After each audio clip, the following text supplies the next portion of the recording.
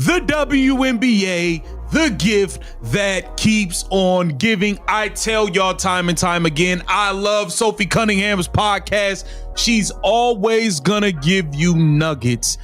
Targeting and injuring Caitlin Clark. She exposed it.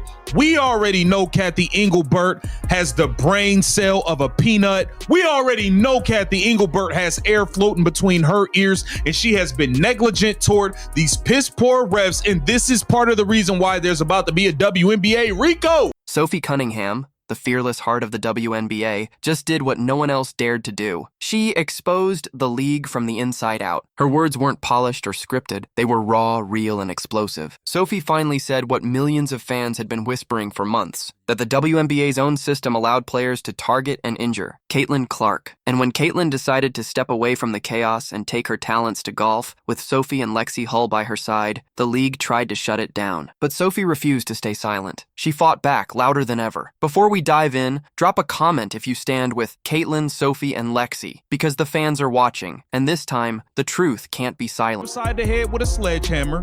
You can slap somebody upside the head with the steel chair. You can slam someone through a table like it's a WWE tables, ladders, and chairs match. Shout out to the Dudley boys. You can do all of these things in the WNBA rulebook, and it's not considered a foul. Cathey Engelbert has not taken the time to update the rulebook. It all started when Caitlin Clark got the call of a lifetime, an exclusive invitation from the LPGA to join a celebrity pro-am event alongside golf legends Nelly Korda and Annika Sorenstam. For the golf world, it was a celebration, but for the WNBA, it was a nightmare. This moment was bigger than basketball, a crossover that could bring billions in attention, sponsorships, and global respect. But not for the league, for Caitlin herself. And when the WNBA found out she planned to bring her two closest teammates, Sophie Cunningham and Lexie Hull, all hell broke loose. According to insiders, Commissioner Cathey Engelbert personally called Sophie with a message that was cold, firm, and controlling. "You're still under WNBA obligations. You can't go with Caitlin." Sophie froze for a moment, and then everything she'd been holding back all season finally exploded. LPGA did literally everything correct. They capitalized on the moment. They found a way to put it on television. They allowed people to be there. Caitlin was signing autographs. They put their best golfer in the tour, league, whatever it's called.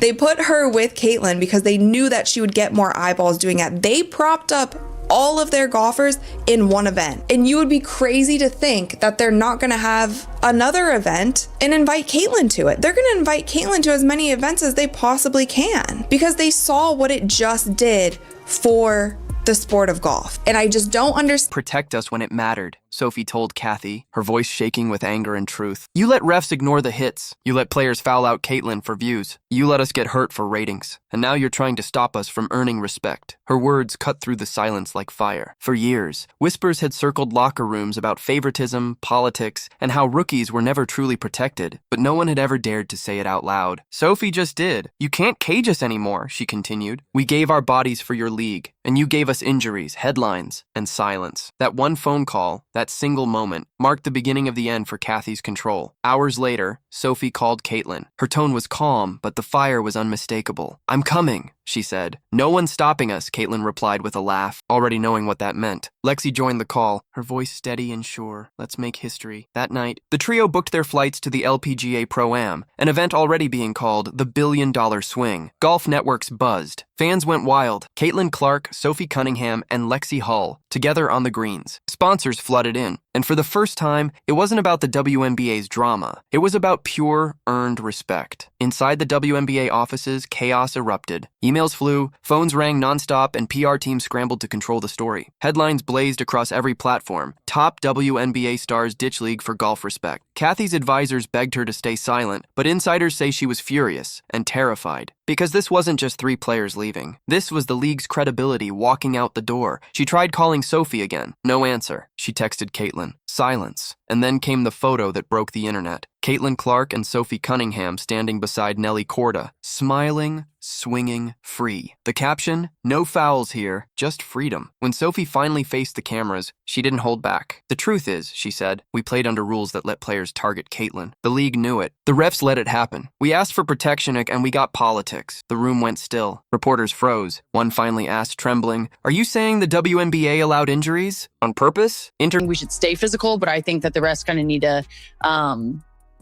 be more disciplined from the beginning of the game and be more consistent, if that makes sense. So I don't know if that answered your question, but there's a lot of thoughts surrounding our physicality, the refs, how the game should be called in the regular season versus playoffs.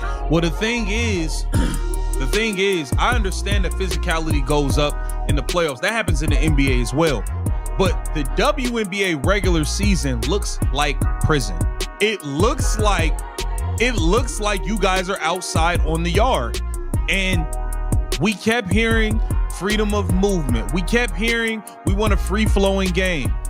Meanwhile, there's people getting beat to living hell, but you have other people like Asia Wilson who can shoot 17, 18, 19 free throws in a single game and shoot more free throws. Straight into the camera. I'm saying they looked away when it happened. That's the same thing. Those words exploded across social media in minutes. The WNBA tried to bury the clip, but it was too late. Fans had already picked a side, and it wasn't with the league. The story came full circle when Caitlin, Sophie, and Lexie appeared together at the LPGA event. Cameras zoomed in. Crowds roared their names. Sophie leaned toward Caitlin and whispered, "We're free now." Then Caitlin stepped up for her first swing. Smooth, powerful, fearless. The ball soared, and the entire crowd erupted. That wasn't just a golf shot. It was a statement. A declaration. You can't silence talent. You can't cage truth. The WNBA tried to control them, and instead they inspired a movement. Today, golf celebrates them. Fans adore them. Sponsors chase them. And somewhere, Cathey watches from a distance, realizing she couldn't stop destiny because this wasn't rebellion. It was justice. Sophie exposed the truth. Caitlin proved it. Lexie stood beside them every step of the way. The WNBA may never fully recover, but women's sports just found its loudest, bravest voice yet. If you believe these women deserved better, comment "Freedom Swing" below. And don't forget to like, subscribe, and share, because this story, it's only just beginning.